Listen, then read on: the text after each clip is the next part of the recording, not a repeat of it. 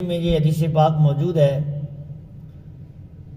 کہ پیارے محبوب کریم علیہ السلام نے ارشاد فرمایا کہ ان اول الناس بی یوم القیامہ اکثرهم علی صلاۃ او کما قال علیہ السلام۔ حدیث پاک کا مفہوم ہے کہ حضور علیہ السلام نے ارشاد فرمایا کہ جو بندہ دنیا میں سب سے زیادہ میری ذات پر درود پاک پڑھتا ہے وہ قیامت کے دن سب سے زیادہ میرے قریب ہوگا۔ یعنی جو جتنا درود پاک حضور علیہ السلام کی بارگاہ میں پیش کرے گا اس کو قیامت کے دن اتنا زیادہ قرب نصیب ہوگا۔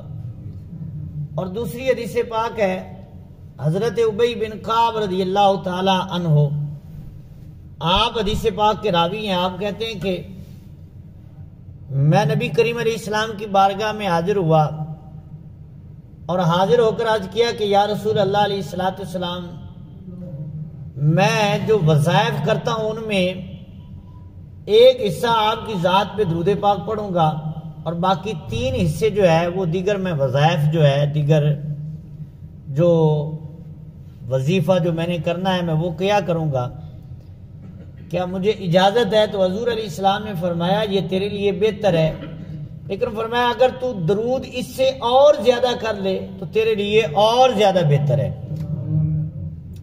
تو حضرت ابی بن کعب رضی اللہ تعالیٰ عنہ نے عرض کی یا رسول اللہ پھر میں آدھا حصہ درود پاک پڑھتا ہوں اور آدھا حصہ جو ہے وہ آپ کی ذات پہ درود پاک پڑھ لیا کروں گا اور آدھا حصہ وظیفہ کر لیا کروں گا۔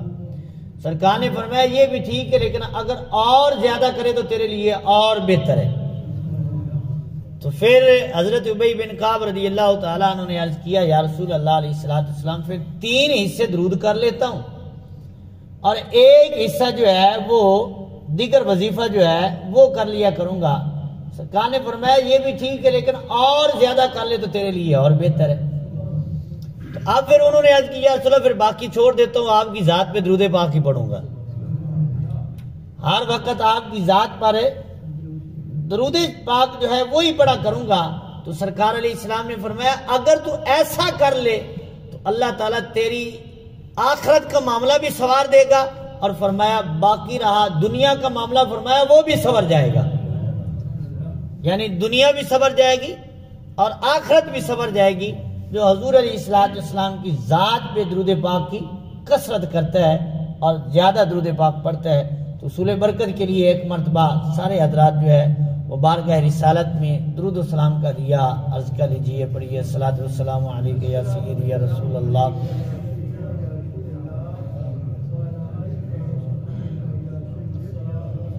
وعلی آلک و اصحابک یا سیدی یا حبیب اللہ۔ الصلاۃ والسلام علیک یا سیدی یا رحمت للعالمین وعلی آلک و اصحابک یا سیدی یا خاتم النبیین۔ معزز سامعین، بزرگوں اور دوستو، قرآن مجید فرقان حمید سورۃ الحجرات کی آیت کا کچھ حصہ جو ہے وہ تلاوت کرنے کا شرف حاصل ہوا ہے، اور آج کا ہمارا موضوع جو ہے وہ حضرت ابو ہریرہ رضی اللہ تعالی عنہ آپ کی عظمت اور آپ کی شان کے حوالے سے جو ہے وہ کچھ باتیں جو آپ کے گوش گزار کرنی ہے۔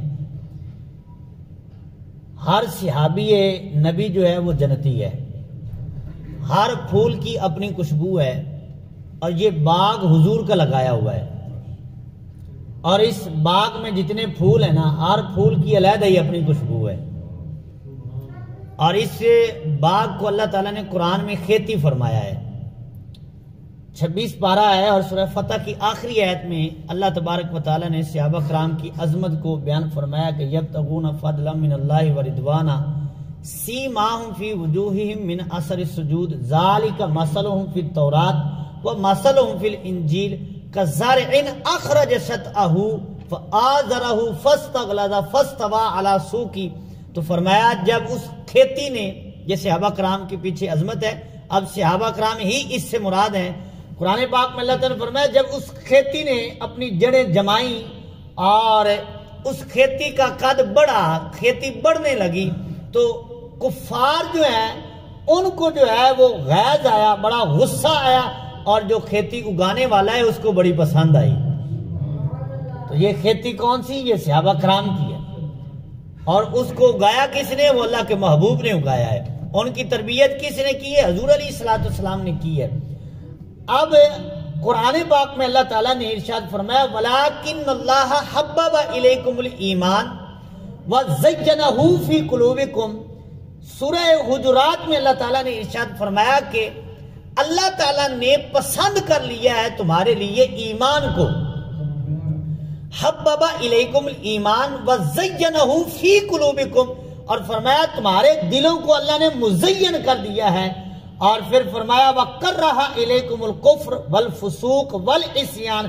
فرمایا اللہ تمہارے لیے یہ پسند نہیں کرتا کہ کوئی کفر میں چلا جائے، کوئی فسق کرے، کوئی اعلانیہ گناہ کرے. فرمایا اولئک هم الراشدون. یہ قرآن کہتا ہے کہ حضور کے جتنے صحابہ ہیں سارے کے سارے جو وہ ہدایت یافتہ ہیں، وہ سارے کے سارے جو ہیں وہ ہدایت پر ہیں. اولئک هم الراشدون. یہ قرآن کہہ رہا ہے کہ جتنے بھی حضور کے غلام ہیں، جتنے بھی صحابہ کرام ہیں، وہ سارے کے سارے جو ہیں وہ ہادی بھی ہیں، مہدی بھی ہیں، ہدایت یافتہ بھی ہیں، اور آگے حضور کی امت کو ہدایت عطا بھی فرما رہے ہیں. راشدون یہ قرآن کا جملہ ہے اور قرآن کا فیصلہ ہے کہ جتنے بھی حضور کے غلام صحابہ کرام ہیں وہ سارے کے سارے جو ہیں وہ ہدایت یافتہ ہیں. پھر آگے فرمایا کہ یہ ملی کیسے؟ فرمایا فضلا من اللہ و نعمہ. فرمایا ان پر اللہ کا فضل بھی ہے، اللہ کی نعمت بھی ہے. ان کو اللہ کا فضل بھی مل گیا، اللہ کی نعمت بھی مل گئی. اور اگر قرآن ہم پڑھے تو ہمیں پتہ چلتا ہے کہ اللہ کا فضل وہ بھی حضور کی ذات ہے، اور اللہ کی نعمت جو ہے وہ بھی حضور کی ذات ہے. یعنی کہ ایک اس کی تفسیر اس طرح بھی بنتی ہے کہ اللہ تعالیٰ نے اپنا فضل حضور کی صورت میں صحابہ کرام کو عطا فرمایا، اور اللہ نے اپنی نعمت جو ہے وہ بھی حضور کی صورت میں اللہ نے حضور کے غلام صحابہ کرام کو عطا فرما دی ہے. فرمایا فضلا من اللہ و نعمہ. فرمایا ان پر اللہ کا فضل بھی ہے، اللہ کی نعمت بھی ہے. کیوں کہ اولئک هم الراشدون. فرمایا یہ سارے کے سارے جو ہیں وہ ہدایت یافتہ ہیں. جن کو قرآن کہہ کہ یہ ہدایت یافتہ ہیں، جن کو قرآن کہہ کہ یہ ہدایت والے ہیں. اور پھر قرآن تو یہ بھی کہتا ہے کہ تم نے ہدایت لینی تو پھر کیا کرنا ہے؟ فرمایا فَإِنْ آمَنُوا بِمِثْلِ مَا آمَنْتُمْ بِهِ فَقَدْ اهْتَدَوْا. فرمایا ان کے نقش قدم پر چلو گے تو پھر ہی تم بھی ہدایت یافتہ ہو سکو گے. تو ہماری ہدایت جو ہے وہ بھی ان کے نقش قدم پر ہے. تو جن کے نقش قدم پر چل کے ہمیں ہدایت ملے گی، اللہ نے ان کو کتنی بڑی ہدایت عطا فرمائی ہوگی. وہ کتنے بڑے ہدایت یافتہ ہوں گے یارو جن کے نقش قدم پر چلنے سے ہمیں ہدایت ملے گی.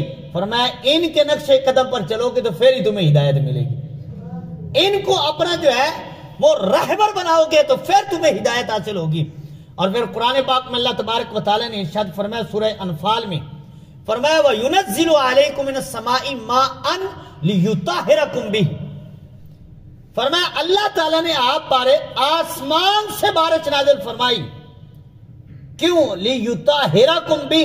فرمایا تاکہ اللہ تعالیٰ تمہیں پاک فرما دے. یہ آیت کب نازل ہوئی؟ یہ غزوہ بدر کے موقع پر نازل ہوتی ہے. اور کن کی شان میں نازل ہوئی؟ صحابہ کرام کی شان میں نازل ہوئی. اور اللہ تعالیٰ کیا فرما رہا ہے؟ فرمایا تاکہ تم کو اللہ تعالیٰ پاک کر دے.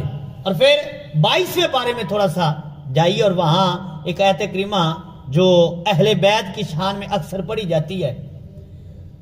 اور یہ یاد رکھیں کہ ہم حضور کی آل کو بھی مانتے ہیں، حضور کے اصحاب کو بھی مانتے ہیں، لیکن یہ ہمارا طریقہ ہے اور ہمارا عقیدہ ہے کہ ہم حضور کی آل کو بھی مانتے ہیں تو حضور کی نسبت کی وجہ سے مانتے ہیں، اور حضور کے اصحاب کو مانتے ہیں تو مانتے پھر بھی حضور کی نسبت سے ہیں. اور ہم یہ کہتے ہیں کہ اگر صدیق اکبر کو مقام ملا ہے تو وہ حضور کی وجہ سے ملا ہے، حضور کی غلامی کی وجہ سے ملا ہے. اور اگر حضرت علی کو مقام ملا ہے تو وہ بھی حضور کی غلامی کی وجہ سے ملا ہے.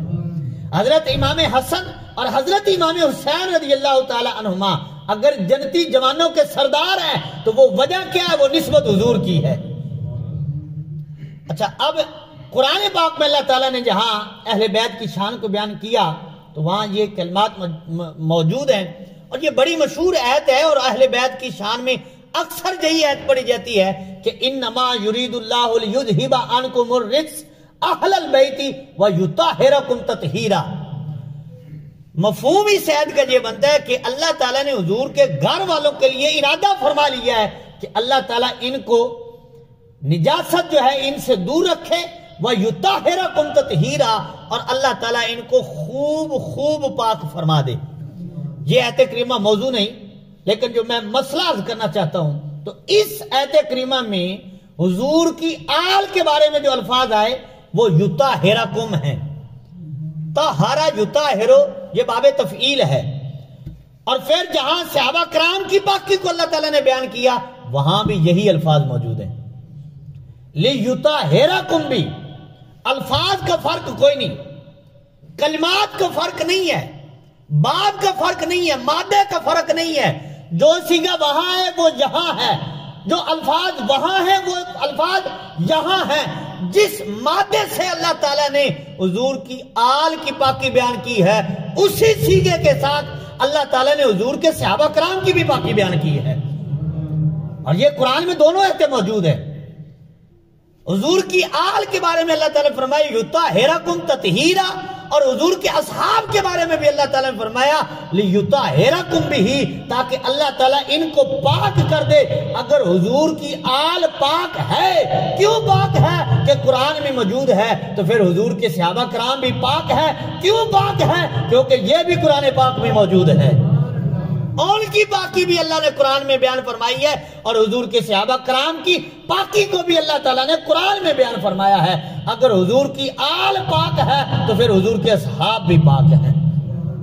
اسی صیغے کے ساتھ، اسی الفاظوں کے ساتھ، انہی کلمات کے ساتھ اللہ تعالیٰ نے حضور کے صحابہ کرام کی بھی پاکی بیان فرمائی ہے، اور حضور کی آل کی بھی پاکی بیان فرمائی ہے۔ تو حضرات گرامی، حضور علیہ السلام کے جتنے بھی اصحاب ہیں سارے ہی جو ہیں وہ جنتی ہیں۔ ہمارا آج کل یہ اہل سنت میں ایک نعرہ لگایا جاتا ہے کہ ہر صحابی اے نبی جنتی جنتی۔ کیا ہر صحابی اے نبی؟ کہیے ذرا، جنتی جنتی۔ ہر صحابی اے نبی، یہ ہمارا عقیدہ ہے۔ حضور کے جتنے بھی اصحاب ہیں سارے ہی جنتی ہیں۔ حضور علیہ السلام کے پہلے صحابی حضرت ابوبکر صدیق سے لے کر آخر تک جتنے بھی صحابہ کے مقام پر، صحابیت کے مقام پر فیض ہوئے ہیں، ان سب کے بارے میں اللہ نے قرآن میں وعدہ فرمایا وَكُلًّا وَعَدَ اللَّهُ الْحُسْنَى، فرمایا ہم نے ہر ایک سے جنت کا وعدہ فرما لیا ہے، ہر ایک سے جنت کا وعدہ ہے۔ وہ حضرت امیر معاویہ ہو، وہ حضرت ابو سفیان ہو، وہ کوئی صحابی ہو جو حضور کی صحابیت کے مقام پر فائز ہو گیا ہے، قرآن کا فیصلہ ہے اللہ ان سے راضی بھی ہے، اور اللہ نے ان سے جنت کا وعدہ بھی فرما لیا ہے۔ جن سے اللہ تعالیٰ جنت کے وعدے فرما رہا ہے، اور جن سے اللہ تعالیٰ فرما رہا ہے کہ میں ان سے راضی ہوں، تو راضی نہیں ہوگا تو کیا جائے گا ان کا؟ تو نہیں راضی ہوگا تو تیرا دل کالا ہوگا نا، تیرے پہ جو ہے اس کی لعنت ہوگی۔ ان کی شان میں فرق کوئی نہیں آئے گا، کیونکہ وہ تو کل بھی حضور کے قدموں میں تھے، آج بھی حضور کے قدموں میں تھے۔ ان کی شان میں کوئی نہیں فرق آنے لگا۔ کوئی چاند کی طرح منہ کر کے تھوکے تو بھلا چاند کو بھی کوئی فرق پڑتا ہے؟ وہ تھوک اسی کے منہ پہ گرتا ہے۔ وہ تو چاند ہے، وہ تو ستارے ہیں، وہ تو حضور کے قرب میں ہیں۔ انہوں نے حضور کی صحابیت کی جو مقام پہ وہ فائد ہو گئے ہیں، تو ان کا مقام تو ورال ورا ہے، ان کی شان میں کوئی نہیں فرق آنے لگا۔ جائے گا تو اسی کا جائے گا، ایمان جائے گا تو اسی کا جائے گا، عزت جائے گی تو اسی کی جائے گی، دل کالا ہوگا تو اسی کا ہوگا۔ اللہ نے ان کو کل بھی شان عطا فرمائی تھی، اللہ نے آج بھی ان کو شان عطا فرمائی ہے۔ تو حضور کے صحابہ کرام سارے ہی ستارے ہیں۔ النجوم اصحابی کالنجوم، فرمایا میرے سارے صحابہ جو وہ ستاروں کی طرح، جس کے پیچھے لگو گے ہدایت پا جاؤ گے، جس کی جو نقشہ قدم پہ چل پڑو گے، تو فرمایا ہر ایک صحابی جو ہے وہ ہدایت یافتہ بھی ہے اور آگے ہدایت بھی دیتا ہے۔ فرمایا جس کے پیچھے لگو گے تمہیں ہدایت نصیب ہو جائے گی۔ تو ان چمکتے ستاروں میں ایک چمکتا ستارہ جو ہے اس کا نام حضرت ابو ہریرہ ہے۔ رضی اللہ تعالی عنہ۔ تو یہ میں نے تمہید باندھی ہے صحابہ کرام علیہم رضوان کی ذات کے اعتبار سے کہ اللہ نے ان کو مقام کتنا عطا فرمایا ہے، اور یہ عظمت والے لوگ جو ہیں ان میں ایک نام، نمایاں نام جو ہے وہ حضرت ابو ہریرہ رضی اللہ تعالی عنہ آپ کا موجود ہے۔ تو آپ کی سیرت کے حوالے سے اگر دیکھا جائے اور آپ کے اسلام قبول کرنے کے اعتبار سے دیکھا جائے اور حضور کی بارگاہ میں صحبت جو اختیار کی ہے وہ دیکھی جائے تو صرف 4 سال حضرت ابو ہریرہ رضی اللہ تعالیٰ عنہ حضور کی خدمت میں غزوہ خیبر کے موقع پر آتے ہیں۔ اسلام پہلے قبول کر لیا تھا لیکن صحبت میں غزوہ خیبر کے موقع پر آئے، اور پھر بس جب آ گئے تو پھر آ گئے، پھر گئے نہیں۔ 4 سال حضور کی صحبت میں گزارے، اور پھر حدیثوں کے ایسے راوی ہوئے کہ ان جیسا حدیثوں کے راوی دنیا میں موجود ہی کوئی نہیں ہے۔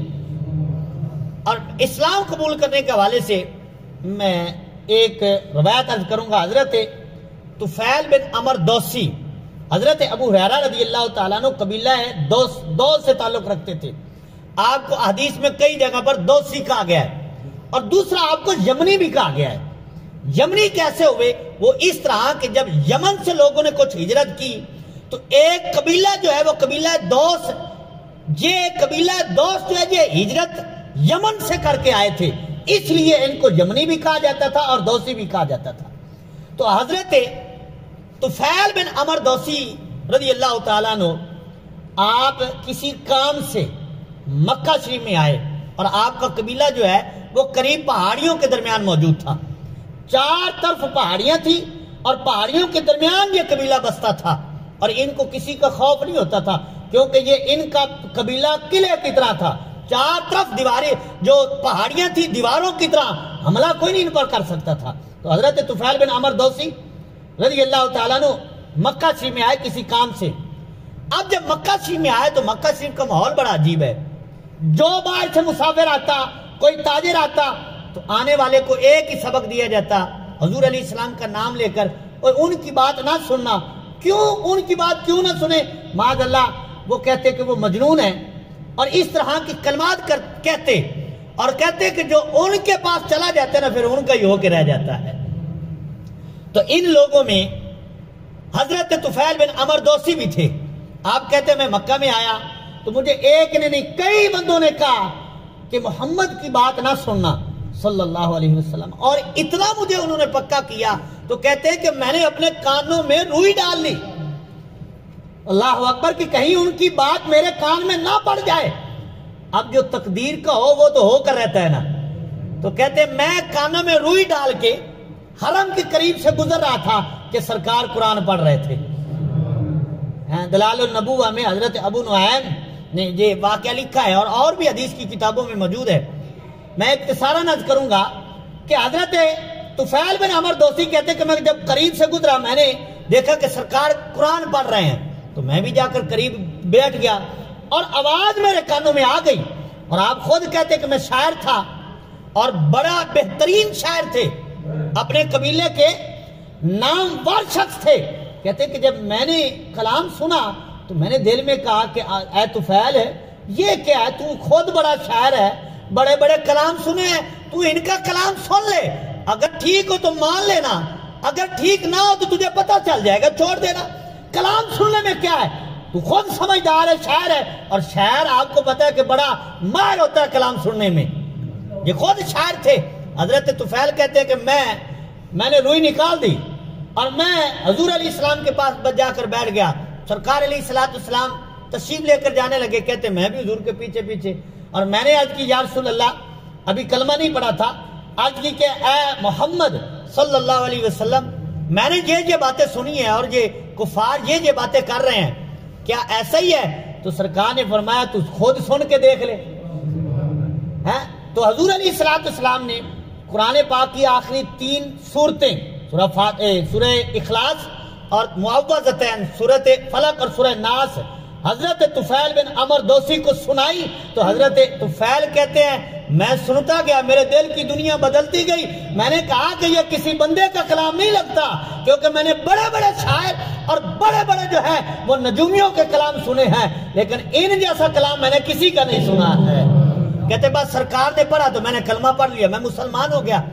اب جب مسلمان ہوئے تو حضرت طفیل بن عمر دوسی کہتے ہیں میں نے حضور سے کچھ دین سیکھا اور میں نے اجازت چاہی تھی، مجھے اجازت دیجیے میں اپنے قبیلے میں جا کر جو ہے وہ آپ کے دین کی جو ہے وہ تبلیغ کرنا چاہتا ہوں، اس دین کی جس کو میں نے قبول کیا ہے، اسلام کی تبلیغ کرنا چاہتا ہوں، لیکن یا رسول اللہ مجھے کوئی نشانی بھی عطا فرمائیے کہ میں جو ان کو جا کر بتاؤں گا تو وہ مجھ سے نشانی تو پوچھیں گے نا کہ اس سچے دین کی نشانی کیا ہے۔ تو حضور علیہ السلام نے دعا کی تو راوی کہتے ہیں کہ حضرت طفیل کی پیشانی جو ہے وہ چاند کی طرح چمکنے لگ گئی، پیشانی روشن ہو گئی۔ تو حضرت طفیل نے پھر دعا کی مولا کہ اگر یہ جہاں روشنی رہی تو لوگ تو مجھے کہیں گے کیسا دین قبول کیا، تیری شکل ہی بدل گئی ہے۔ اللہ اکبر۔ تو مولا یہ روشنی جو یہ نور جو ہے اس کو کسی اور شے میں منتقل کر دے۔ تو آپ کی دعا پر آپ کے ہاتھ میں جو عصا تھا، جو لکڑی تھی، وہ نور جو ہے اس لکڑی میں منتقل ہو گیا اور وہ لکڑی جو ہے وہ روشن ہو جاتی ہے۔ اچھا اب جب لکڑی روشن ہوئی تو آپ اپنے قبیلے میں گئے، لوگوں نے دیکھا، دور سے دیکھ لیا کہ کوئی آ رہا ہے، رات کے اندھیرا تھا اور روشن لکڑی جو ہے وہ روشن تھی۔ اچھا اب جب قبیلے میں پہنچے تو آپ کے باپ جو ہیں ان سے ملاقات ہوئی تو پہلا جملہ باپ سے کہا کہ تیرا اور میرا آج کوئی تعلق نہیں آج کے بعد۔ باپ نے کہا کیا ہوا، تیرا میرا تعلق کیوں ختم ہوا؟ وہ بوڑھے تھے۔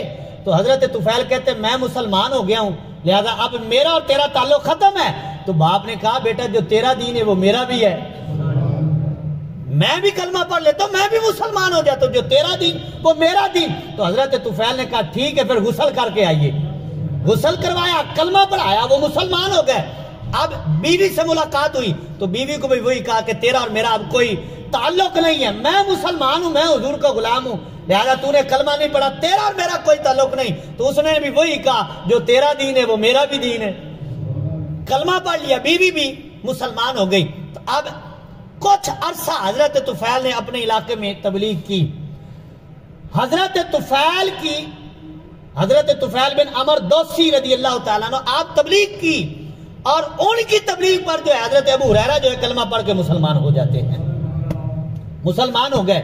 اور خیبر کے موقع پر حضرت طفیل جو ہے وہ 80 خاندان لے کر حضور کی خدمت میں حاضر ہوئے۔ یہ 80 خاندان وہ تھے جو حضرت طفیل کی تبلیغ پر جو کلمہ پڑھ کے مسلمان ہوئے تھے۔ اس خاندان میں ایک خاندان حضرت ابو ہریرہ کا تھا، اور حضرت ابو ہریرہ رضی اللہ تعالیٰ عنہ کے بچپن کی زندگی پر تاریخ خاموش ہے۔ صرف اتنی بات ہے کہ آپ بچپن میں بکریاں چراتے تھے اور شعر پڑھا کرتے تھے، بس اتنی ساری بات ملتی ہے، باقی آپ کا بچپن جو ہے وہ کس حال میں گزرا تاریخ اس پر خاموش ہے۔ لیکن حضرت ابو ہریرہ خود بیان کرتے ہیں، فرماتے ہیں میں بچپن میں تھا کہ میرے باپ کا میرے سر سے سایہ اٹھ گیا، میری ماں نے بڑی مشکل سے پالا، یتیمی کا میں نے دور دیکھا، کبھی ثروت نہیں دیکھی تھی کہ میں حضور کا غلام ہو گیا، اور جب سرکار کا غلام ہوا تو سرکار کی خدمت میں جب حاضر ہوا تو کہتے کہ بس میں نے جب حضور کو خیبر کے موقع پر، حضور علیہ السلام اس وقت خیبر میں جلوہ گر تھے اور یہ قافلہ مدینہ شریف میں آیا، فجر کی نماز مدینہ شریف میں حضور کے نائب کے پیچھے پڑی، ان سے پوچھا تو انہوں نے خیبر کا بتایا، تو یہ سارا قافلہ جو ہے وہ خیبر کے موقع پر حضور کی بارگاہ میں حاضر ہوتے ہیں اور پھر دوبارہ حضور کے ہاتھ پہ بیعت بھی پڑھتے ہیں اور برکت کے لیے پھر دوبارہ کلمہ پڑھ کے مسلمان ہوتے ہیں۔ کلمہ انہوں نے پہلے پڑھ لیا تھا، برکت کے لیے بیعت کی، مسلمان ہوئے۔ تو اب ان میں جو حضرت ابو ہریرہ رضی اللہ تعالیٰ عنہ آنے والے تھے نا، کون جانتا تھا کہ ان میں ایک ابو ہریرہ بھی ہے اور جس کا نام تا حیات رہے گا۔ اور حضرت ابو ہریرہ رضی اللہ تعالیٰ عنہ کہتے کہ بس حضور کو دیکھا تو پھر جانے کا جی نہیں کہا کہ بس اب حضور کی خدمت میں ہی رہوں گا۔ اجازت طلب کر لی کہ یا رسول اللہ مجھے اجازت عطا فرمائی کہ میں آپ کی خدمت میں رہنا چاہتا ہوں، لیکن آپ اپنی ماں سے بڑا پیار کرتے تھے کیونکہ اس وقت آپ کی والدہ تھی، باپ کا سایہ آپ کے سر سے شروع میں ہی اٹھ گیا تھا، اور آپ کو ابو ہریرہ کہا جاتا ہے، نام آپ کا عبد الرحمن بن سخر ہے، سخر آپ کے باپ کا نام ہے، عبد الرحمن آپ کا نام ہے، اور یہ نام بھی حضور علیہ السلام نے عطا فرمایا تھا، لیکن کنیت سے ہی آپ مشہور ہیں، احادیث میں ہو، واقعات میں ہو، جہاں بھی آتا ہے ان ابی ہریرہ قال ابو ہریرہ یا ابا ہریرہ، یہ الفاظ موجود ہوتے ہیں، یہ آپ کا لقب وہ ہے جو حضور علیہ السلام نے عطا فرمایا تھا۔ کیوں کہ آپ بلی سے بڑا پیار کرتے تھے، تو سرکار نے فرمایا اے ابو ہریرہ، مطلب یہ ہے کہ اے بلیوں سے پیار کرنے والے۔ اور یہ نسبت اور یہ کنیت، یہ لقب آپ کو پسند بھی بڑا تھا کیونکہ یہ سرکار کی زبانی عطا ہوا۔ حضرت ابو ہریرہ رضی اللہ تعالیٰ نے اجازت چاہی، یا رسول اللہ علیہ السلام مجھے اجازت ہو، میں آپ کی خدمت میں رہنا چاہتا ہوں۔ تو سرکار نے فرمایا پھر یہ اس یونیورسٹی میں داخل ہو جا۔ وہ یونیورسٹی اسلام کی پہلی یونیورسٹی تھی جس کو اصحاب صفہ کہا جاتا ہے۔ حضرت ابو ہریرہ رضی اللہ تعالیٰ عنہ نے اس یونیورسٹی میں داخلہ لے لیا۔ یہ یونیورسٹی وہ ہے جس کو حضور علیہ السلام نے مسجد نبوی میں قائم کیا تھا۔ میں یونیورسٹی ویسے ہی کہہ رہا ہوں، یہ اصحاب صفہ جو ہے یہ وہ صحابہ کرام ہوتے تھے کہ جن کو نہ گھر کی فکر ہوتی تھی نہ کاروبار کی فکر ہوتی تھی، بس سرکار کی بارگاہ میں حاضر رہنا ہے۔ جب سرکار نے کرم فرمانا ہے، حضور سے کچھ سیکھنا ہے، کچھ کھانا ہے، تو وہ بھی حضور سے ہی کھانا ہے۔ سرکار نے جو عطا فرمانا ہے، تو اصحاب صفہ یہ پورا ایک علیحدہ موضوع ہے کہ ان کے کیا حالات تھے اور کس حالات میں زندگی گزاری۔ کچھ جو ہے ان کی شادی ہو جاتی تو پھر وہ اپنے کاروبار میں لگ جاتے، کچھ کو کاروبار مل جاتا وہ اپنے کاروبار میں مگن ہو جاتے۔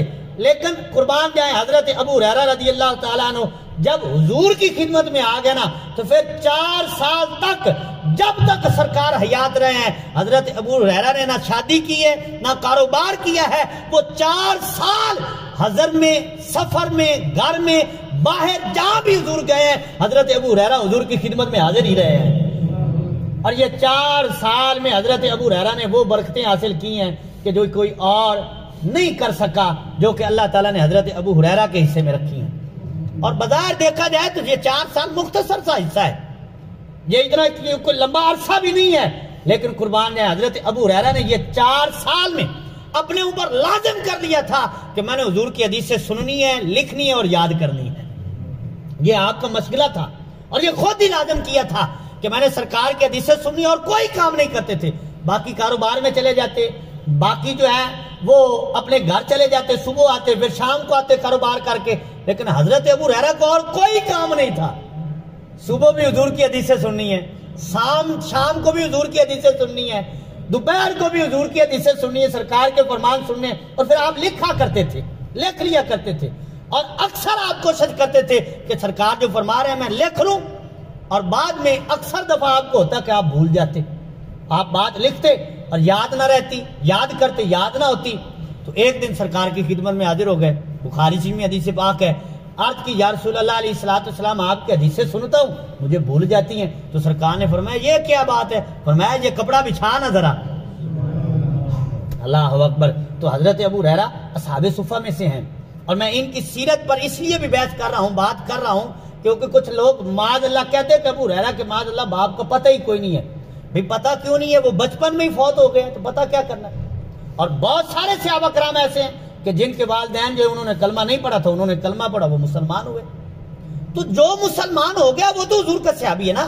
تو اب ہمیں تو یہ حق نہیں ہے نا کہ ہم کسی کی جو پچھلے خاندان پر بحث کریں، جو حضور کی خدمت میں آ گیا وہ پاک ہے، اور جس کو سرکار نے قبول کر لیا ہے، ہم کون ہوتے ہیں اعتراض کرنے والے؟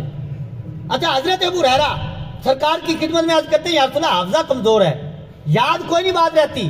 تو اب چاہیے تو یہ تھا کہ سرکار فرماتے ہیں کہ میں تو نبوت کا اعلان کرنے آیا ہوں، میں تو تبلیغ کرنے کے لیے آیا ہوں، میں تیرا کوئی حافظہ جو مضبوط تھوڑا کرنے آیا ہوں، جہاں کوئی حکیم کے پاس جا کوئی نسخہ استعمال کر تیرا حافظہ ٹھیک ہو جائے گا۔ لیکن قربان جائیں 2 جہاں کی نعمتیں ہیں ان کے خالی ہاتھ میں۔ اللہ اکبر۔ سرکار نے فرمایا چادر بچھا، حضرت ابو ہریرہ نے چادر بچھائی۔ حضور علیہ السلام نے روایت میں آتا ہے ایسے ہوا میں خالی ہاتھ جو ایسے لپیں بھری اور چادر میں ڈال دی، بظاہر تو کچھ نظر نہیں آ رہا تھا، لیکن جہان کی نعمتیں تو ان کے خالی ہاتھ میں ہی ہے نا۔ اللہ اکبر۔ تو حضور علیہ السلام نے وہ چادر میں ہاتھ لپیں ڈال دی 2 بار یا 3 بار، اور سرکار نے فرمایا کہ اے ابو ہریرہ اس کو اٹھا کر سینے سے لگا لے۔ اللہ اکبر۔ اس کو اٹھا کر سینے سے لگا لے۔ تو حضرت ابو ہریرہ کہتے کہ بس وہ وقت گیا ہے جب وہ چادر اٹھا کر میں نے سینے سے لگائی ہے، اس وقت سے لے کر آج تک میں نے جو بھی حضور کی حدیث جو بھی فرمان سنا ہے مجھے کبھی بھی نہیں بھولا۔ جس وقت بھی کسی نے پوچھا ہے تو میں نے وہ حدیث اسی وقت اس کو بتا دی ہے۔ ہمارے یہاں تو جو کمپیوٹر میں ہارڈ لگائی جاتی ہے، میموری کارڈ استعمال کیا جاتا ہے، لیکن قربان جائیں جو حضور نے حضرت ابو ہریرہ کو میموری کارڈ عطا فرما دیا نا، اس کی دنیا میں مثال ہی کوئی نہیں ہے۔ اور حضرت ابو ہریرہ کے ٹیسٹ بھی لیے جاتے تھے۔ مروان کے دور میں حضرت ابو ہریرہ کو بلایا گیا اور کہا کہ تم بڑی حدیثیں سناتے ہو۔ فرمایا میں سناتا ہوں، مجھے یاد جو ہے۔ اور یہ بخاری سی میں حدیث پاک ہے، ایک شخص نے حضرت ابو ہریرہ پہ اعتراض کیا کہ تم بڑی حضور کی حدیثیں سناتے ہو، اس کی وجہ کیا ہے؟ فرمایا وہ اس لیے کہ میں حضور کی حدیثیں یاد رکھتا ہوں۔ اور حضرت ابو ہریرہ فرماتے تھے کہ تم کاروبار میں جاتے ہو، تم اپنے بچوں میں مشغول ہو جاتے ہو، تمہارا خاندان ہے، میں نہ خاندان میں جاتا ہوں اور نہ ہی میں کاروبار کرتا ہوں، میرا کاروبار بھی حضور کے فرمان سننا ہے اور میرا خاندان بھی حضور کے فرمان سننا ہے، میرا تو اور کوئی کام نہیں۔ تو ایک بندے نے نا اعتراض کیا حضرت ابو ہریرہ پر رضی اللہ تعالیٰ عنہ کہ آپ بڑی حدیثیں سنتے ہیں۔ فرمایا میں آپ بڑی سناتے ہیں؟ فرمایا میں سناتا ہوں کیونکہ مجھے یاد جو ہیں۔ اب حضرت ابو ہریرہ نے ان سے سوال کیا، فرمایا تم نے حضور کے پیچھے یہ عشاء کی نماز پڑھی ہے؟ تو انہوں نے کہا جی پڑھی ہے۔ فرمایا پھر بتا حضور نے عشاء کی نماز میں کون کون سی سورت پڑھی ہے؟ اس نے کہا مجھے کوئی نہیں یاد۔ فرمایا مجھے یاد ہے۔ اللہ اکبر۔ فرمایا اس لیے میں یاد رکھتا ہوں تو بیان کرتا ہوں۔ تو مروان بن حکم جو ہے اس نے حضرت ابو ہریرہ کو بلایا اور کہا کہ فلاں فلاں ہمیں حدیث سناؤ، اور ایک بندے کو اپنے تخت کے نیچے بٹھا دیا کہ جو وہ بیان کرے نا لفظ با لفظ لکھ لینا، لفظ با لفظ لکھ لینا تاکہ چیک کرے کہ کیسے سناتے ہیں۔ تو اب وہ لکھنے لگ گیا، حضرت ابو ہریرہ بیان کرتے رہے جو انہوں نے سنا، حضرت ابو ہریرہ نے سنایا، حضرت ابو ہریرہ رضی اللہ تعالیٰ چلے گئے۔ سال بعد پھر مروان نے حضرت ابو ہریرہ کو بلایا اور اسی بندے کو نیچے بٹھا دیا کہ اب چیک کرنا جو سال پہلے ابو ہریرہ نے جو حدیثیں سنائی تھی آج بھی وہی سناتے ہیں یا فرق آتا ہے؟ تو پھر وہی سوال کیے تو حضرت ابو ہریرہ نے منو عن وہی الفاظ بیان کیے جو سال پہلے حضرت ابو ہریرہ نے بیان کیے تھے، ایک لفظ کا بھی فرق نہیں آیا۔ تو پھر ان کو پتا چلا کہ حضرت ابو ہریرہ کا حافظہ کتنا مضبوط ہے، کیونکہ یہ حافظہ عام نہیں ہے، یہ حافظہ اللہ کے محبوب نے عطا فرمایا ہے۔ حضرت ابو ہریرہ رضی اللہ تعالیٰ عنہ حدیثوں کے راوی ہیں، اور صحابہ کرام علیہ رضوان نے سب سے زیادہ حدیثیں جنہوں نے روایت کی ہیں وہ حضرت ابو ہریرہ رضی اللہ تعالیٰ عنہ آپ کی ذات ہے۔ آپ نے 5374 حدیثیں بیان کی ہیں۔ یہ وہ حدیثیں ہیں جو حضرت ابو ہریرہ نے حضور علیہ السلام سے سنی ہیں اور یاد کی ہیں اور پھر حضور کی امت تک پہنچائی ہیں۔ یہ پہلا نمبر حضرت ابو ہریرہ کا ہے رضی اللہ تعالیٰ عنہ کہ جو حضور علیہ السلام کی حدیث ہے سب سے زیادہ اگر کوئی سننے والا ہے بیان کرنے والا ہے تو وہ کوئی اور نہیں ہے، حضرت ابو ہریرہ رضی اللہ تعالیٰ عنہ آپ کی ذات۔ اور اس لحاظ سے حضرت ابو ہریرہ کو خاصیت حاصل ہے کہ جتنی حدیثیں حضرت ابو ہریرہ کو یاد تھی اور جتنی حدیثیں حضرت ابو ہریرہ نے بیان کی ہیں کسی اور کو نہ یاد تھی نہ کوئی بیان کر سکا ہے۔ اللہ اکبر۔ تو یہ صحابہ کرام میں حضرت ابو ہریرہ رضی اللہ تعالیٰ عنہ آپ کو خاصیت حاصل تھی۔ اور اسی طرح آپ اصحاب صفہ میں کیونکہ موجود تھے اور اصحاب صفہ کا وقت بڑا جو ہے وہ نازک ہوتا تھا۔ صحابہ کرام میں اصحاب صفہ وہ صحابہ کرام تھے، آج بھی اللہ تعالیٰ آپ کو مدینہ شریف کی بعد اب حاضری عطا فرمائے تو حضور کے روضہ کے قریب ہی وہ اصحاب صفہ کا چبوترا موجود ہے۔ برکت کے لیے وہ موجود ہے کہ جہاں حضور کے غلام حضور کی بارگاہ میں بیٹھتے تھے اور حضور کی حدیثیں سنتے تھے اور حضور کی زیارت کرتے تھے۔ وہ ان کی تعداد 70 سے 400 تک رہتی تھی، اس سے زیادہ بیان کیجئے کہ 70 کم از کم 70 ہوتی تھی اور کبھی کبھی 400 تک چلی جاتی تھی۔ اور حضور علیہ السلام صحابہ کرام سے فرماتے تھے کہ جس کے گھر 2 کا کھانا پکتا ہے وہ تیسرا یہاں سے لے جائے، جس کے گھر 4 کا کھانا پکتا ہے وہ 5واں یہاں سے لے کر جائے۔ اور حضور علیہ السلام حضرت صدیق اکبر سے فرماتے تم 3 صحابہ کرام کو لے کر جاؤ، اور راوی کہتے حضور 10 لے کر جایا کرتے تھے اور ان کو کھانا کھلاتے تھے اپنے گھر سے۔ تو یہ سرکار کی کرم نوازی ہے۔ حضرت ابو ہریرہ رضی اللہ تعالیٰ عنہ بڑے خوددار تھے، اصحاب صفہ میں تھے لیکن مانگتے نہیں تھے کسی سے بھی۔ ایک دن حضور علیہ السلام نے حضرت ابو ہریرہ کو 2 کھجوریں عطا فرمائیں اور سرکار تقسیم فرما رہے تھے، اور ایک صحابی کو 2 اصحاب صفہ میں عطا فرمائیں۔ تو اصحاب صفہ میں حضرت ابو ہریرہ کو جب 2 ملی نا، ایک کھا لی دوسری جیب میں ڈال لی۔ تو سرکار علیہ السلام نے فرمایا ابو ہریرہ یہ کیا جیب میں کو ڈالی، اس کو بھی کھا لو۔ تو آج کی یا رسول اللہ دوسری میں اپنے ماں کے لیے لے کر جانا چاہتا ہوں. تو یہ ماں سے پیار تھا. سرکار نے فرمایا ابو ہریرہ وہ بھی کھا لے، تیری ماں کے لیے 2 اور دے دیتے ہیں. اللہ اکبر. تو یہ سرکار کی کرم نوازی ہے نا. حضرت ابو ہریرہ ایک دن حضور علیہ السلام کی خدمت میں حاضر ہوئے اور آ کر عرض کرتے یا رسول اللہ میں نے تو کلمہ پڑھ لیا ہے. اور جب ہجرت کی اپنی ماں کو ساتھ لے آئے تھے، ان کے انتظام کیا رہنے کا، اور خود سرکار کی خدمت میں رہتے تھے. آج کی یا رسول اللہ علیہ السلام میں نے کلمہ پڑھ لیا ہے، اور میں جب آپ کی باتیں گھر جا کر کرتا ہوں تو میری ماں آگے سے نیچی اونچ جو ہے وہ باتیں کر دیتی، میرے دل کو بڑی تکلیف ہوتی ہے. حضور دعا فرمائیے نا ان کو بھی کلمہ نصیب ہو جائے. اللہ اکبر. اب سرکار کی زبانی جب جملے نکلے، حضور علیہ السلام نے دعا فرمائی تو حضرت ابو ہریرہ اپنے گھر جاتے ہیں. روایت بڑی مشہور ہے، آپ نے پہلے بھی سنی ہے. سرکار علیہ السلام اپنے کی دعا کے بعد حضرت ابو ہریرہ جب گھر جاتے ہیں تو آپ فرماتے ہیں کہ میں نے دیکھا کہ اندر سے پانی ٹپکنے کی آواز آ رہی ہے کہ کوئی غسل کر رہا، تو میں نے دستک نہیں دی. جب غسل کر لیا میں نے دستک دی تو آج آواز میں بھی تبدیلی ہے، لہجے میں بھی مٹھاس ہے. کہا بیٹا ٹھہر میں آتی ہوں. دروازہ کھلا، میں کیا دیکھتا ہوں کہ میری ماں نے غسل کیا ہوا ہے. اس سے پہلے کہ میں بولتا میری ماں نے کہا اشہد اللہ الہ الا اللہ و اشہد ان محمد عبدہ و رسولہ. ادھر حضور کی دعا نکلی، ادھر جو ہے وہ ان کی ماں نے کلمہ پڑھ لیا، دعا کا اثر ہو گیا. لیکن جو میں بات عرض کرنا چاہتا ہوں، حضرت ابو ہریرہ رضی اللہ تعالیٰ عنہ اس کے بعد سرکار کی خدمت میں حاضر ہوئے اور آ کر وہ خوشخبری سنائی، یا رسول اللہ آپ کی دعا کا فیض اور برکت یہ ہوئی کہ میری ماں نے کلمہ پڑھ لیا، وہ مسلمان ہو گئی ہے. یا رسول اللہ اب یہ بھی دعا کیجئے کہ میری ماں اور میری محبت جو ہے اللہ تعالیٰ اسلام والے جو مومنین ہیں ان کے دل میں ڈال دے.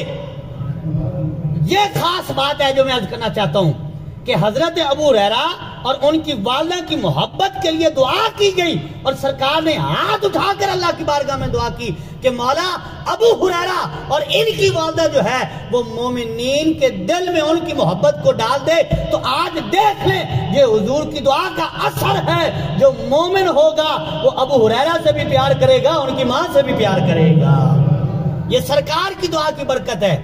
اور مومن ہوتا ہی وہ ہے جو حضور کے ہر غلام سے پیار کرے. اور پھر بالخصوص حضرت ابو ہریرہ رضی اللہ تعالیٰ عنہ ان کو یہ سرکار کی دعا حاصل ہے کہ جو بندہ مومن ہوگا اس کے دل میں ابو ہریرہ کی محبت ضرور ہوگی. اچھا اب آپ یہ غور کر لیں سرکار کی دعا کیا بتاتی ہے کہ مومن کے دل میں ابو ہریرہ کی محبت موجود ہوگی. اور اب اگر کوئی ابو ہریرہ سے پیار نہ کرے، جو ابو ہریرہ کے بارے میں بھونکے، غلط جملے بولے، تو اب پھر سمجھ جانا چاہیے ایمان اس کے قریب نہیں گزرا. کیونکہ حضور کی دعا بتاتی ہے جو مومن ہوگا وہ ابو ہریرہ سے پیار ضرور کرے گا. یہ ایمان کی نشانی ہے اور حضور کی دعا کی برکت ہے. تو حضرت ابو ہریرہ رضی اللہ تعالیٰ عنہ کو میں واقعہ دوسرا جو عرض کرنے لگا تھا کہ حضرت ابو ہریرہ رضی اللہ تعالیٰ عنہ فرماتے کہ میں اصحاب صفہ میں تھا، اور اکثر ایسا ہوتا تھا کہ میں حضرت عائشہ رضی اللہ تعالیٰ عنہ کے حجرہ اور حضور علیہ السلام کے منبر کے درمیان جو ہے بھوک کی وجہ سے بے ہوش ہو کے گر جاتا تھا. وہ دوسرا واقعہ وہ پیالے والا میں نے 2 جمعے پہلے عرض کیا ہے کہ حضرت ابو ہریرہ کیسے راستے میں بیٹھے اور کیسا جو ہے وہ سوال کیا، اور پھر سرکار نے 70 صحابہ کرام اصحاب صفہ والے جو ہیں ایک پیالے سے ان کو پانی دودھ سے جو ہے وہ سیراب کر دیا. یہ دوسری بات ہے. حضرت ابو ہریرہ کہتے کئی بار ایسے ہوا کہ میں وہاں گر جاتا، بے ہوش ہو جاتا، اور لوگ مجھے پاگل سمجھ کر میرے اوپر پاؤں بھی رکھ دیتے. پھر مجھے ہوش آتا تو میں کہتا میں پاگل نہیں ہوں، مجھے بھوک کی وجہ سے جو ہے میں بے ہوش ہو گیا ہوں اور گر گیا ہوں. تو حضرت ابو ہریرہ اتنے خوددار تھے، بھوک کی وجہ سے گر جاتے تھے لیکن کبھی کسی کے سامنے ہاتھ نہیں پھیلاتے تھے. اللہ اکبر. ہاتھ نہیں پھیلایا. اگر ایسا معاملہ ہوتا تو سوال کرتے تاکہ اگلا خود ہی سمجھ جائے. ہاتھ نہیں پھیلاتے تھے، مانگتے نہیں تھے. اچھا حضرت ابو ہریرہ کی یہ حالت تھی کہ آپ مانگتے نہیں ہیں، کسی سے سوال نہیں کیا کبھی بھی، تو پھر سرکار نے حضرت ابو ہریرہ کو غنی کیسے کیا ہے؟ یہ بھی الخصائص الکبریٰ میں علامہ جو سیوطی رحمۃ اللہ علیہ آپ لکھتے ہیں کہ حضرت ابو ہریرہ رضی اللہ تعالیٰ عنہ حضور کی خدمت میں ایک غزوے کے موقع پر حاضر تھے. تو غزوے میں کھانے کا سامان تھوڑا ہو گیا، ختم ہو گیا. تو سرکار نے فرمایا ابو ہریرہ تیرے پاس کچھ ہے؟ تو تو آج کی یا رسول اللہ میرے تھیلے میں کچھ کھجوریں ہیں. میں حدیث کا مفہوم عرض کر رہا ہوں، حدیث طویل ہے، میں مفہوم اختصاراً عرض کرنا چاہوں گا کہ حضرت ابو ہریرہ کیا کہتے ہیں، یا رسول اللہ اور تو کچھ نہیں ہے، یہ میرے تھیلے میں جو تھوڑی سی کھجوریں ہیں. راوی کہتے ہیں وہ 21 کھجوریں تھیں، 21 کھجوریں ان کے پاس موجود تھیں.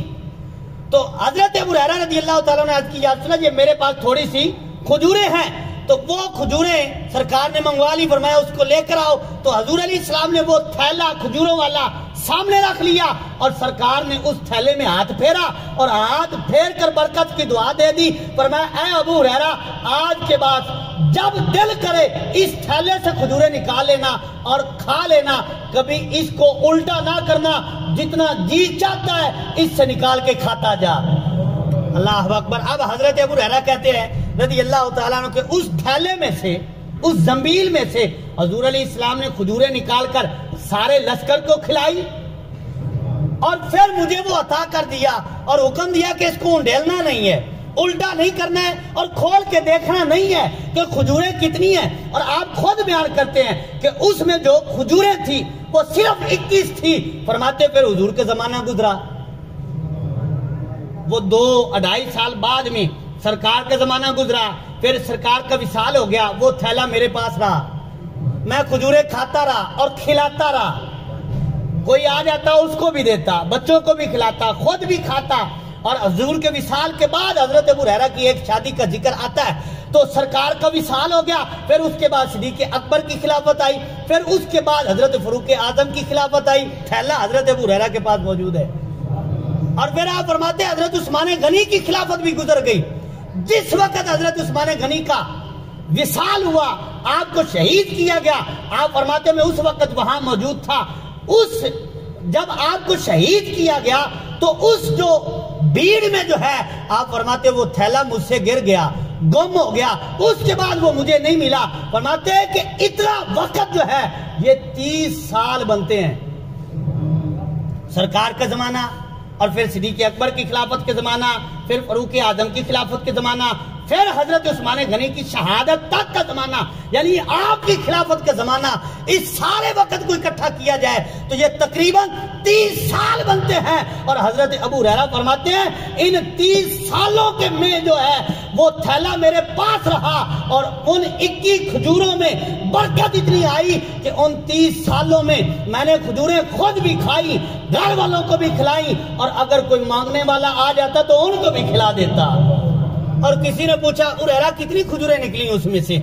جو سرکار نے برکت کی دعا دی تھی، جو سرکار نے خوددار کیا تھا، جو حضور نے ان کو غنی کر دیا، کہ کتنی کھجوریں نکلی؟ تو حضرت ابو ہریرہ نے فرمایا کہ 50 وسق وہ کھجوریں ہیں جو میں نے کھلائی ہیں اور 200 وسق وہ کھجوریں ہیں جو میں نے خود کھائی ہیں. تو اس وزن کو ہماری زبان میں جب جمع کیا گیا تو کہتے ہیں کہ 15,000 من وہ کھجوریں تھی جو حضرت ابو ہریرہ نے اس تھیلے سے نکالی تھی اور لوگوں کو کھلائی بھی تھی، خود بھی کھائی تھی وہ 21 کھجوریں. لیکن حضور کی برکت اور دعا سے اور حضور کے ہاتھ مبارک کی برکت سے وہ کھجوریں 15,000 من کھجوریں جو ہیں وہ ایک تھیلے سے نکلتی ہیں، جس تھیلے کو حضور کا ہاتھ لگ جاتا ہے. اللہ اکبر. تو یہ حضرت ابو ہریرہ رضی اللہ تعالیٰ عنہ کی خودداری پر تھا کہ حضور علیہ السلام نے ان کو غنی کر دیا. اور آخری حدیث پاک مشکات شریف میں موجود ہے. حضرت ابو ہریرہ رضی اللہ تعالیٰ عنہ آپ فرماتے ہیں کہ ایک دن حضور علیہ السلام کی بارگاہ میں بھی حاضر تھا، صحابہ کرام بھی حاضر تھے. تو اچانک حضور علیہ السلام ہمارے درمیان سے اٹھے اور کہیں تشریف لے گئے اور دیر ہوگی سرکار واپس نہیں تشریف لائے.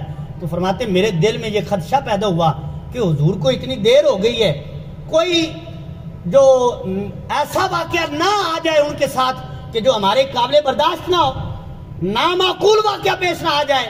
تو حضرت ابو ہریرہ کہتے ہیں میں حضور کی تلاش میں سب سے پہلے نکلا. اب بیدار ہو گئے، پریشان ہو گئے، اور حضرت ابو ہریرہ ایک دن حضور علیہ السلام کی خدمت میں عرض کرتے ہیں یا رسول اللہ میری حالت یہ ہو چکی ہے کہ جب تک میں آپ کو دیکھتا نہیں میرے دل کو سکون نہیں آتا. تو اس لیے سرکار کی خدمت میں رہتے تھے. تو یا رسول اللہ یہاں تو آپ کو دیکھ لیتے ہیں تو قیامت کے دن کیا ہوگا؟ سرکار نے فرمایا ابو ہریرہ جو جس سے پیار کرتا ہے قیامت کے دن اسی کے ساتھ اٹھایا جائے گا. अल्लाह अकबर। तो हजरत अबू हुरैरा रज़ी अल्लाह ताला कहते हैं मैं निकला। अब हजूर अलैहिस्सलाम एक बाग में थे और उस बाग की 4 दीवारी थी। हजरत अबू हुरैरा रज़ी अल्लाह ताला हुजूर की तलाश में और परेशानी में जब उस दीवार के बाग के करीब पहुंचे तो अच्छा रवायत में ये कहीं नहीं है कि हजरत अबू हुरैरा ने पूछा हो किसी से कि हुजूर किधर को गए हैं, हुजूर किस रास्ते पर गए हैं, ऐसी कोई बात नहीं है। सहाबा कराम फरमाते हैं कि हमने हुजूर को तलाश करना होता हम रास्ते पे चलते, जिस रास्ते से हुजूर गुजरते थे वो रास्ता इतना खुशबूदार होता था कि रास्ता ही बता देता था कि हुजूर इधर को गए हैं। और आला हजरत क्या फरमाते हैं, अंबर जमी अबीर हवा मुश्क तर गुबार अदना सी ये शनाख्त तेरी राह गुजर की है कि उनकी महक ने दिल के गुंचे खिला दिए हैं, जिस समत आ गए हैं कूचे बसा दिए हैं। तो हजरत अबू हुरैरा फरमाते मैं बाग के पास पहुंचा तो मैं जल्दी में परेशानी में मुझे उसका दरवाजा नजर नहीं आया, मुझे एक सुराख जिससे पानी अंदर जाता था वो नजर आया। फरमाते मैंने अपने आप को सुकेड़ा और उसी वक्त उस सुराख से अंदर दाखिल हो गया। जब देखा तो सामने हुजूर जलवागर मौजूद थे। मैं हुजूर की बारगाह में हाजिर था, सरकार का चेहरा एकदम दूसरी तरफ था। मैं सरकार की बारगाह में हाजिर हुआ, सलाम अर्ज किया। सरकार ने फरमाया अबू हुरैरा है। आज की या रसूल अल्लाह अबू हुरैरा ही हूँ रज़ी अल्लाह ताला अन्हु। बात आज की हुजूर इस वजह से मैं डर गया था और आपकी बारगाह में हाजिर हुआ हूँ। अब आपको देख लिया, अब सुकून हो गया है। तो अब रवायत में आता है कि हुजूर अलैहिस्सलाम ने हजरत अबू हुरैरा को अपने दोनों नालैन जोड़े मुबारक जो ना वो उतार कर दिए और फरमाया अबू हुरैरा इन जोड़ों को लेकर जा, जिससे तेरी मुलाकात हो उसको कहना कि तू जन्नती है, बशर हो बिल जन्ना, और मैं उसको खुशखबरी सुना दे वो जन्नती है। अल्लाह अकबर। हजरत अबू हुरैरा ने वो जोड़े ऐसे सीने से लगाए। हमें लोग कहते हैं कि तुम बुजुर्गों के जोड़ों का बड़ा अदब करते हो। हमने कहा कि हमें अबू हुरैरा ने सिखाया है, हमें अब्दुल्लाह इब्न मसूद ने सिखाया है कि जो हुजूर के जोड़े जहां उन्होंने अपनी ड्यूटी लगाई हुई थी, लाजिम किया हुआ था कि जहां हुजूर ने बैठना है जोड़े उठाने हैं और अपनी बगलों में रख लेने हैं, उनको साहिबुन नालैन कहा जाता था। हजरत अब्दुल्ला इब्न मसूद रज़ी अल्लाह ताला उन्होंने ड्यूटी लाजिम की हुई थी। तो मैं जो बात अर्ज कर रहा हूँ कि हजरत अबू हुरैरा को सरकार ने जोड़े अता फरमाए और जोड़े देकर पता क्या फरमाया, फरमाया जिससे तेरी मुलाकात हो ना और वो कलमा पढ़ने वाला उसको कहना हुजूर तुझे कहते तू जन्नती है। हजरत अबू हुरैरा कहते मैं हुजूर के जोड़े लेकर निकला, सबसे पहले मेरी मुलाकात हजरत फारूक आजम से हो गई। हजरत फारूक आजम से जब मुलाकात हुई रज़ी अल्लाह ताला अन्हु तो कहते मैंने उनको हुजूर का पैगाम सुनाया, अबू हुरैरा उमर सरकार फरमाते तू जन्नती है। तो हजरत फारूक आजम जिस्म में भी बड़े थे और आपका कद भी बड़ा था, तो आपने हजरत अबू हुरैरा के सीने पर हाथ लगाया, आप जमीन पर भी गिर गए और फिर हजरत फारूक आजम ने हजरत अबू हुरैरा को लिया, फिर वापस सरकार की खिदमत में हाजिर हो गए। और आखिर आज की या रसूल अल्लाह ये जो अबू हुरैरा रज़ी अल्लाह ताला अन्हु ये पैगाम सुना रहा है ये आपने भेजा है? सरकार ने फरमाया हाँ मैंने भेजा है। तो हजरत फारूक आजम ने ये मशवरा अर्ज किया, या रसूल अल्लाह ऐसा ना कीजिए, अगर इस तरह बशारतें दी गई तो फिर तो लोग अमल छोड़ देंगे और इस बशारत पे अमल करके बैठ जाएंगे, भरोसा करके बैठ जाएंगे। तो हजरत फारूक आजम का ये मशवरा जो था, और कुरान में अल्लाह ने फरमाया वशाविरहुम फिल अम्र, फरमाया ए महबूब अपने गुलामों से मशवरा कर लीजिए। और मुफस्सिरीन कहते हैं कि यहाँ जो मशवरा करने का अल्लाह ने हुक्म दिया है वो हुक्म ये था कि ए महबूब अबू बकर से भी मशवरा कर लिया कीजिए, फारूक आजम से भी कर लिया करे। तो ये मशवरे का हुक्म है और मशवरा जो है ये रहमत है और मोमिन की का ये हक है, अमानत है कि कोई मशवरा मांगे तो उसको अच्छा मशवरा देना चाहिए, ये मोमिन का हक है मोमिन पर। तो हजरत फारूक आजम रज़ी अल्लाह ताला अन्हु हुजूर की बारगाह में हजरत अबू हुरैरा को लेकर हाजिर हो गए और आज की या रसूल अल्लाह मेरा ये मशवरा है, वहां हुक्म तो नहीं ना हो सकता था, मशवरा किया या रसूल अल्लाह ऐसा ना फरमाइए, अगर इस तरह बशारतें देते रहे तो लोग अमल छोड़ देंगे, भरोसा करके घर में बैठ जाएंगे। तो सरकार ने फरमाया उमर तेरी बात ठीक है, अबू हुरैरा से फरमा दिया कि आज के बाद ये बशारत छोड़ दो, अमल करेंगे। बशारत तो फिर है ही ना कि जो हुजूर का गुलाम हो गया जन्नत उसके लिए है ही ना। तो इसलिए हम कहते हैं कि हर सहाबी नबी के ये जरा जन्नती जन्नती, हर सहाबी नबी, हर सहाबी नबी। तो इन सहाबा कराम में एक चमकता सितारा जिनका नाम हजरत अबू हुरैरा रज़ी अल्लाह ताला عنہ ہے، آپ کی ذات پہ مختصر سی میں نے باتیں عرض کی. اللہ تعالیٰ سے دعا ہے اللہ تعالیٰ اس کو مقبول فرمائے اور اللہ تعالیٰ ہمیں صحابہ کرام کی پیروی کا حق عطا فرمائے. اگلا جمعہ انشاءاللہ تعالیٰ حضرت سلمان فارسی رضی اللہ تعالیٰ عنہ آپ کا ذکر خیر کریں گے. اللہ تعالیٰ ہمیں عمل کی توفیق عطا فرمائے. آمین. وما علیہ الا البلاغ.